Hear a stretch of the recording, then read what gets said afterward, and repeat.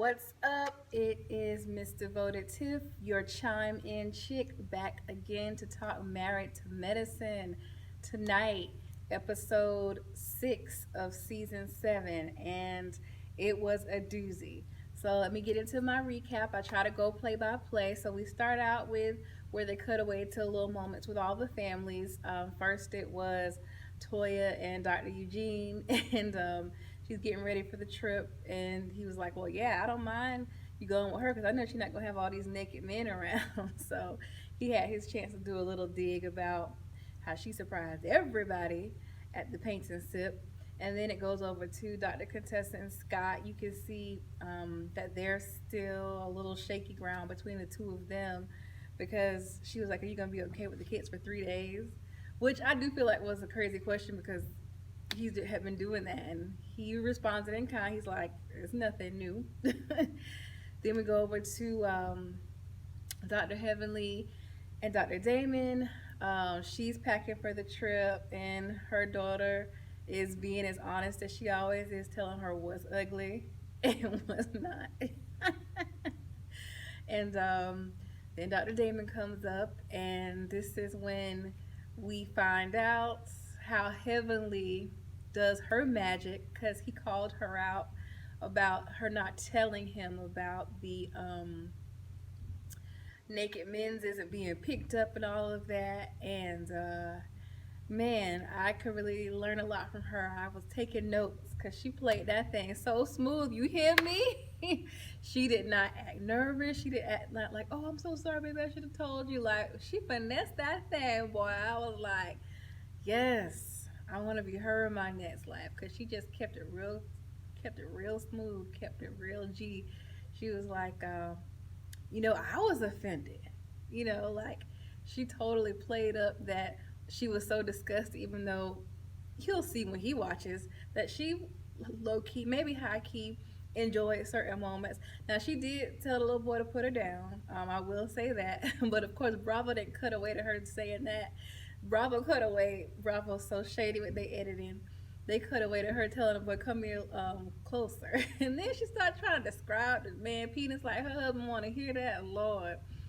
But hey, he didn't seem too upset.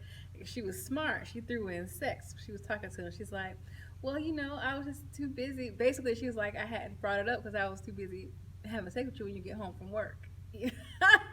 And you saw he like paused a little bit, like, "Oh well, can't argue with that." I would rather her be busy doing that. So she's smooth. Moving on from that scene, they go to getting ready for the trip, meeting up at Dr. Jackie's house, and everybody's coming in. It's the group's first time seeing her new place, and everybody seems to love it. And the going away outfits were a mixed bag. Of course, Quad won. I love that wig. I don't care what y'all say about the wigs and the colors. She is rocking that pixie. She is rocking that blonde, and her jumpsuit was just a perfect. Like I'm going on a trip. I'm gonna be comfortable, but I'm still gonna look, as she said, pulled up. Which I love that she used that term because we use that in dance. As you can see, I'm coming to y'all from a dance studio tonight. Um, what else? So some of the husbands arrive with their wives to help bring stuff in, and Cecil came, and of course he takes that moment to say, "Hey, just so y'all know, we having our own version." And it was interesting to me how much the wives were against it. I thought at least one of them was like, "Okay, well y'all can have it. We did this," because at the end of the day, none of them left the paint sip. They weren't like, "Oh, naked men, I'm leaving. I'm so offended. We don't allow this in our home." So they did get to have their fun. So I do think they owe the guys one, but they were all shutting it down. They were all like, "No." So I'm looking forward to seeing if the guys actually do it. But yeah, so they're talking about the drive to Savannah. I was like, all right now, because this is my home now. I was like, don't get Savannah too much now. Don't do it. We are bomb down here with good food, good views, good people, movies being made. Gemini Man, that Will Smith movie that's coming out, was shot here. Don't do us. So I just had to put my little, Savannah flossing in there. Anyways, back to the show. Um, so I think it's funny how Mariah and Aiden are basically like the gossiping couple. Because as soon as she got the selfie, she sent it to him. And as soon as he sat down with the guys, he showed the selfie and told what happened. And I definitely think, hey, that's fine. Y'all talk to each other. Y'all don't keep no secrets. Y'all share with each other. But why y'all spilling the tea on other things that don't concern y'all? Like, why are you telling other people? So yeah, they belong together in that sense. Um, so the drive was interesting. They made that 4 hours seem like it was forever and ever. Talking about all this randomness, and drive was like a yawn. Then they get there, and it is definitely a historic Savannah house. Savannah has nice new stuff, but that is not in downtown. That's not what people come to Savannah for. They come for the charm, they come for the old homes that are redone, they come for the, antique feel. Like, that's just why people come here. Um, so yeah, they went to the house, and I was trying to see if it was the same one that Real Housewives had went to. What was it, like 3 seasons ago? Maybe four. That Real Housewives of Atlanta went to a house in Savannah too. So that was interesting to see the Bravo franchise back in Savannah again. But the house was cute. Asking if it's haunted. It's Savannah. Like, everything is haunted. Like, every house is haunted. Like, sorry. It's the most haunted city in America. It's America's most haunted city. So I'm just letting y'all know, if y'all come here, that's just what it is.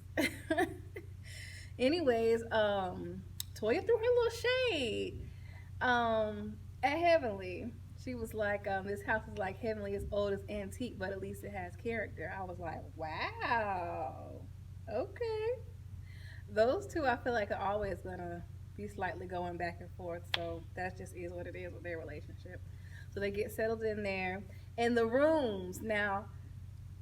It's known usually on these type of shows that it's always a big issue with the rooms. Like, the host should get the biggest room, and then the person that's like the diva wants to try to get the biggest, nicest room.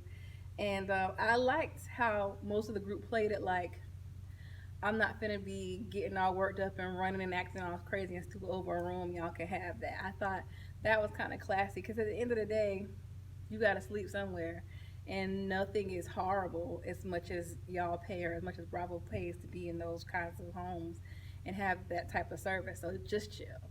So I was glad. Let me know what y'all think about that, or if y'all be living for the drama going to getting the best room. Who used to do that? Oh, Candy. Candy was she's always trying to get the nicest room when they go on trips. What else? So, Revival. First of all, that was really interesting that Toya didn't know what a tent revival was. Like, I hope she was playing. Cause, girl, that's like Southern American history thing. Like, you need to know that. So yeah, they had the revival, had all white. I know I like to go through all the looks.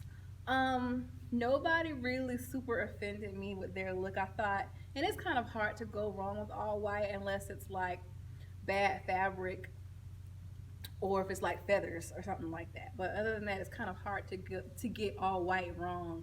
The only thing I didn't care for was Buffy's fascinator, but I appreciated, for the most part, everybody's looks for once.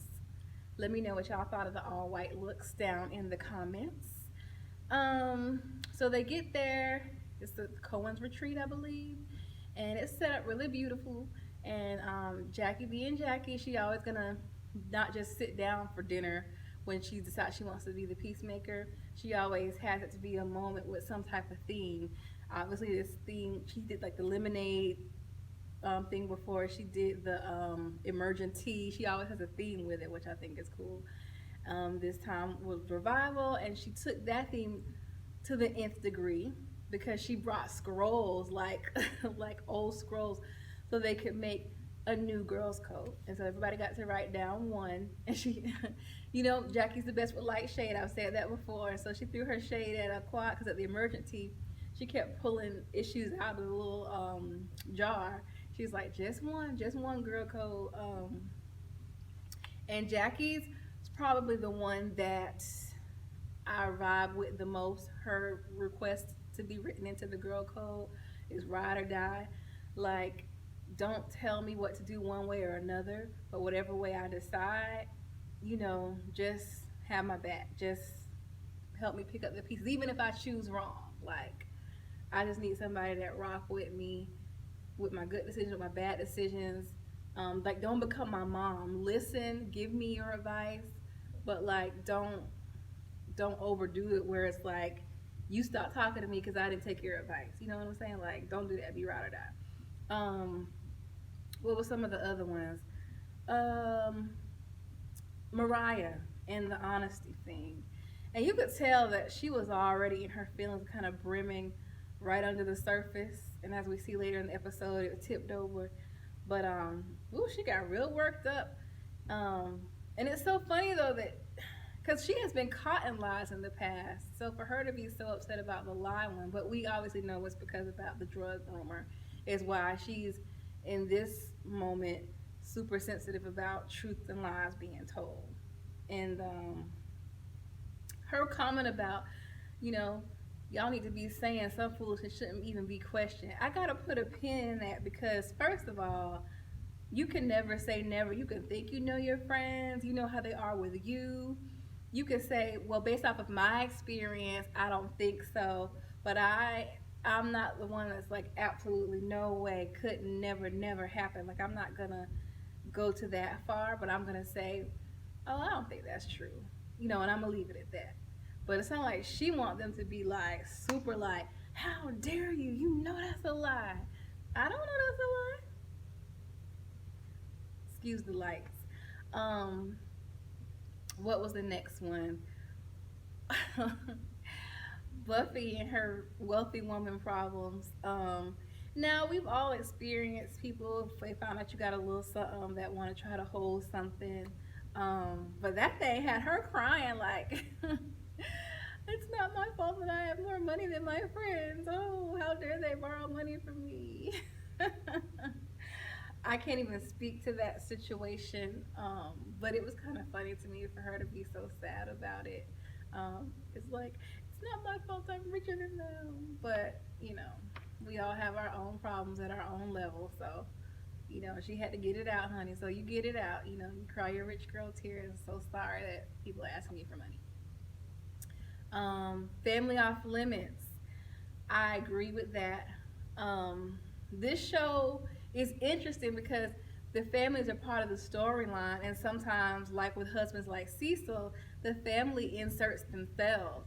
I absolutely agree. Kids are off limits, and I've always said that from day one. Like, do not, and even the kids that are like the teenagers or adult children, you know, don't. We're not going there. Husbands, I would say definitely if the husband has not inserted himself, don't pull him into it. If the husband has inserted himself, that's a different story. I will also say if it's rumors about my husband and we are a legit friend group, don't you bring that to the camera. Don't you bring that storyline up of based off of a private discussion you've had with somebody that's not even on the show that has told you something about my husband. You pull me to the side, even if we're just castmates, we're not friends in real life. You don't create a storyline about my husband, about my family. Like, that's on me. Like, our storylines need to be surrounding our issues, not gossip from somebody not on the show about my family that is also only on the show kind of because of me. So I was rocking with that one. So they ended it past the candles. That was a cute little moment. Mariah still wasn't there for it. But when they showed the old ones, it seemed like she never was there for it. Like every time Jackie would have one of those, she was always making negative comments. So I just don't think that she has ever been into it, but especially not this time. So everybody leaves out. Toya and Quad stay and talk, and Toya's like, you know, she's really upset about, you know, the lies. And Quad, I'm gonna say that I'm convinced. Now she could just be playing us all. I'm not saying if it's true or not, but if I'm chiming in on who I believe Quad. I don't think she would double down to that degree if it wasn't true. Should she have said it? Absolutely not. Because, you know, We don't snitch. It's their body. If they choose to damage it, as long as they're not stealing from me to buy it, I'm gonna pray for them and pray that God deliver them from that addiction. But other than that, I'm not gonna talk about who does what behind their closed doors, as long as it doesn't involve me, and it doesn't put like a child or something in danger. Like, there's definitely exceptions, but I don't think she should have brought it. And I know she was upset because she's saying, that she's cheating and all that. I totally get that, but they go low, supposed to go high, like floaters say. So we'll see how this continues to develop. But Quad doubled down. She's like, I know what I saw. I'm not a liar. I'm not lying about it. They get back to the bus or the charter, and it's like they didn't even have the revival, which did seem nice. As soon as they get back on the bus, Mariah kind of comes for everybody. It's like, how dare y'all not rally behind me? And again, like, I can't go this hard if I don't know for sure. Like, I don't live with you. I'm not with you every second of the day. I can't say absolutely nothing because I don't know you behind closed doors like that. Like, especially when it comes to drugs, it's so many people that you would think never, no way. And it's like, oh my gosh, them, so she was expecting, I think, way too much of them. And let me know how y'all feel about that. I feel like she needed to chill on. It was like she was projecting her frustration with Quad onto the whole group. And I think it's because, she was one of the first ones and she felt like, she was the queen bee because she kind of put the group together and pulled the first set of people that were cast onto the show. And Quad came on as her friend. And I think anytime she feels like the group sides with Quad, it's like she still reverts back to, but I brought you here. These were my friends first. I'm the queen bee. If I get upset, y'all need to ride with me. Kind of like, I'm sure for those of y'all that watch Real Housewives of Atlanta, if Candy is going for somebody, it is rare that anybody sticks up for that person. They're not going to check Candy and say, you're wrong, you shouldn't be saying that, how dare you. Like, if Candy wants to go in, they let her go in, they let her do her thing. They kind of respect her in that way, as like, I'm not finna get on Candy's bad side. And I think that Mariah wants that same respect, that if somebody comes for her, that the group jumps on that person, and it's not happening. I saw what Dr. Contessa was saying, like when it comes to Quad and Mariah, their relationship is so layered, is so deep. It was there before the show was there, and it's like, I'm not finna get in between that, because that is like real life, that is serious, that is a lot, like that goes back and forth. I'm not touching it. So I don't blame them for not saying anything for that reason as well. Heavenly kind of inserts herself into it, but I think she did because Mariah was coming at all of them saying y'all wrong for not saying that, y'all wrong for not saying that. And I think Heavenly was basically, to what you're saying to me, the reason I'm not saying anything is because I believe Quad. So she basically was addressing, don't get too upset at me because you're not going to get me to say, how dare she, because I believe her. And Mariah got offended. But that's what it is. Like, you can't take it personally if she chose to believe her, especially if it's not true. And Mariah's, that saying, me think thou dost protest too much, that's the vibe she's giving me, because if it was something outlandish, because I've had outlandish rumors told about me before, I'm not going to get too worked up. I'm going to be like, really? That's a lie. Okay, what's next? What else is going on? But for her to get so upset, like, as they get inside first, she kind of gets into it with Heavenly. She gets off the bus. Heavenly and Toya get into it because Toya comes on the back end and is like, you are inserting yourself in this and you don't need to be. And she's like, no, Mariah brought me into this. Because she's, of course, still in her feelings about what she feels like is a lie about her husband. And Mariah's this worked up, but you're also putting lies and slander out here. Or alleged lies and slander. Because, again, in that situation, I don't know if Dr. Damon has cheated or not, and Heavenly's just holding him down. But whatever the case is, the same thing, different topic. And so, they get off the bus, and they're like, hey, we trying to get inside. Buffy and Dr. Jackie's like, we need to get in this house. Dr. Jackie can't find the key. They are right. Savannah's not having that. Trust me, if they stayed out there loud too long, they would have come by, hi, ma'ams, is everything all right? Trust me on that one. So they finally get in the house, and literally Mariah just has like a meltdown, breakdown, like crying. Like I've seen her close to that, but I've never seen her like that. I'm like, why is she so upset? I can't decide if she's more upset about the content of the rumor or if she's more upset that the girls didn't back her up. But like, she was really like, she called Aiden and everything. And I was just surprised at her having such an emotional response. Either it's more to it, either it's true, and she's thinking, oh, this is going to devastate my kids. So I really better play up this sympathy so people think there's no way it could be me. But there's a lot more to her reacting so strongly. And then they cut away to the other rooms, and it's like people are kind of explaining, you know, silence is golden in this situation, and I totally agree with them. Because if you get too much into it, you're inserting yourself in it, and some stuff you just gotta let it play out between the two people involved and not bring the whole group into it. So yeah, then Toya and Mariah go outside, and Toya of all people offers to pray with her the same way they didn't know what a tent revival was. Um, and I was like, child, I don't need her praying for me, but hey, she prayed, and hopefully that helped the situation. Next episode should be very interesting based off of the previews.